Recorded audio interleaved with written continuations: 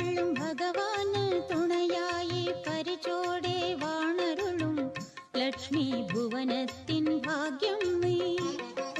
പാൽക്കടലിൽ പള്ളി കൊള്ളും ഭഗവാന് തുണയായി പരിചോടെ വാണരുളും ലക്ഷ്മി ഭുവനത്തിൻ ഭാഗ്യം നീ.